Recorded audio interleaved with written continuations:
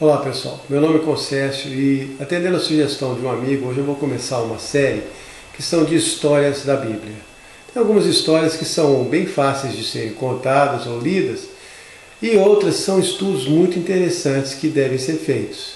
Eu vou começar pelo começo, claro, né? Gênesis capítulo 1, versículo 1, a história da criação. No princípio, Deus criou os céus e a terra. A terra era sem forma e vazia, havia trevas sobre a face do abismo, e o Espírito de Deus pairava sobre a face das águas. E disse Deus, haja luz, e houve luz. E viu Deus que a luz era boa, e fez separação entre a luz e as trevas. Chamou Deus a luz dia, e as trevas chamou noite. E houve tarde e manhã, primeiro dia. Existem várias informações muito interessantes aqui para serem consideradas. Primeiro, que no princípio Deus criou os céus e a terra. Ele já existia, ele sempre existiu, ele não foi criado, ele é. Por isso que ele não está sujeito às limitações do nosso mundo material. E depois que ele criou a luz e viu que a luz era boa, separou a luz das trevas, houve tarde e manhã do primeiro dia. O tempo começou a contar a partir daí. Não existiu o sol ainda, mas o tempo começou a ser contado. Então, o primeiro dia ele criou a luz. No versículo 6, continuando, e disse Deus, haja um firmamento no meio das águas, e haja separação entre águas e águas. Fez Deus o firmamento, fez a separação entre as águas que estavam embaixo do firmamento e as águas que estavam por cima do firmamento. E assim foi. E chamou Deus o firmamento céu.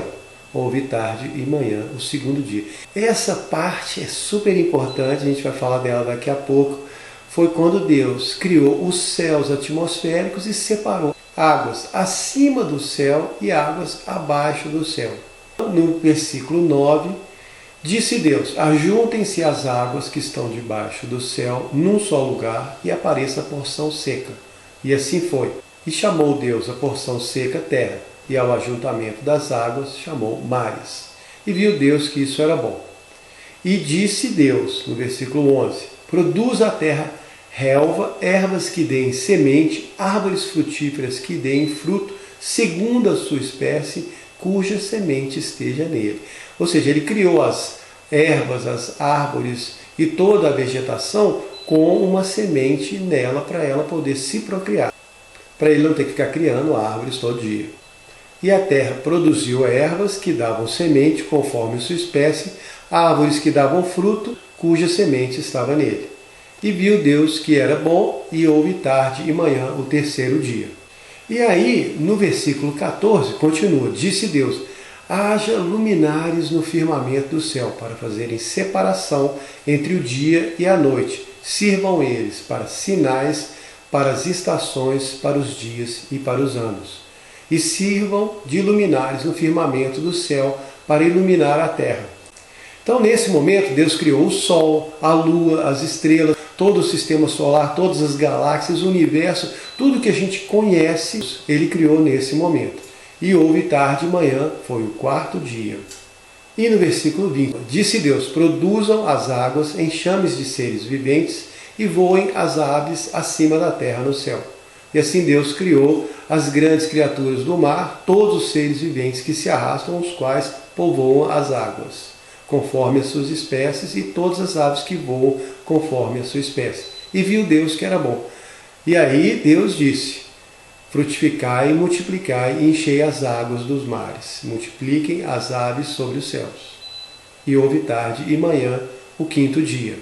E no 24, disse Deus, produz a terra seres viventes conforme a sua espécie, animais domésticos, répteis, animais selvagens conforme a sua espécie, e assim foi.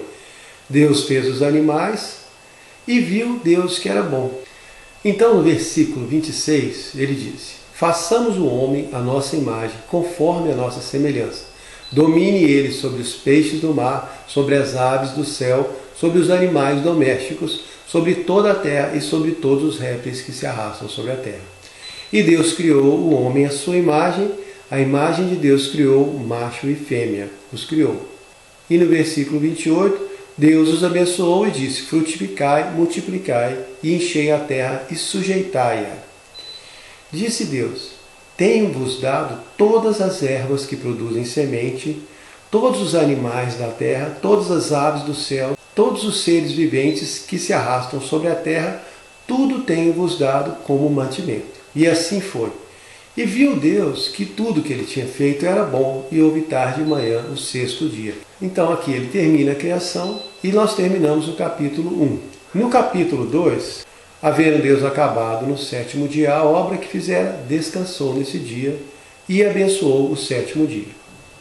No versículo 4 fala: essas são as origens do céu e da terra, quando foram criados no dia em que o Senhor Deus fez a terra e os céus. Ok, então a Bíblia fala, essa é a história da criação. E agora no versículo 5 do capítulo 2 começa uma informação muito interessante. Não havia ainda nenhuma planta no campo na terra, e nenhuma erva do campo tinha brotado. O homem ainda não havia lavrado o solo. Pronto, o homem não plantava e nada brotava. Mas fala, o Senhor Deus ainda não tinha feito chover sobre a terra. Olha, se ele não tinha feito chover, como que as plantas eram molhadas? Como que elas eram regadas? No versículo 5 fala, um vapor, porém, subia da terra e regava toda a superfície do solo. Isso é muito importante, é uma informação que explica muita coisa na história que nós vamos ler depois sobre Noé. Porque quando nós chegamos no capítulo 5, nós vamos ler sobre as genealogias e as idades dos homens, quantos anos eles viviam, com quantos anos eles tinham filhos, e nós vamos descobrir que as pessoas viviam 930 anos, 902, 905. Mas por que eles viviam tanto? Não era uma diferença de calendário. É porque você se lembra, quando Deus fez a terra, na hora que ele criou o céu atmosférico, ele colocou uma camada de água em volta do céu, protegendo a terra da radiação solar. Por isso as pessoas viviam tanto. E quando Deus fala que vai trazer o dilúvio sobre a terra, em Gênesis 6, no versículo 3, ele fala, o meu espírito não vai contender com o homem para sempre, pois ele é mortal, mas os seus dias serão 120 anos. Aí ele define um limite para a vida do homem na terra. O homem era mau e ele não queria que o homem mau vivesse tanto tempo como ele estava vivendo. Então o que ele faz? Ele tira aquela camada de água. Por isso que uma chuva de 40 dias inundou a terra inteira. Ele tira a camada de água que protegia toda a terra e a radiação solar entra com muito mais intensidade. Nós podemos ver depois as idades dos homens diminuindo, 950, 600, 400, 239 até 140, 120 e pronto, acabou, ficou onde está hoje.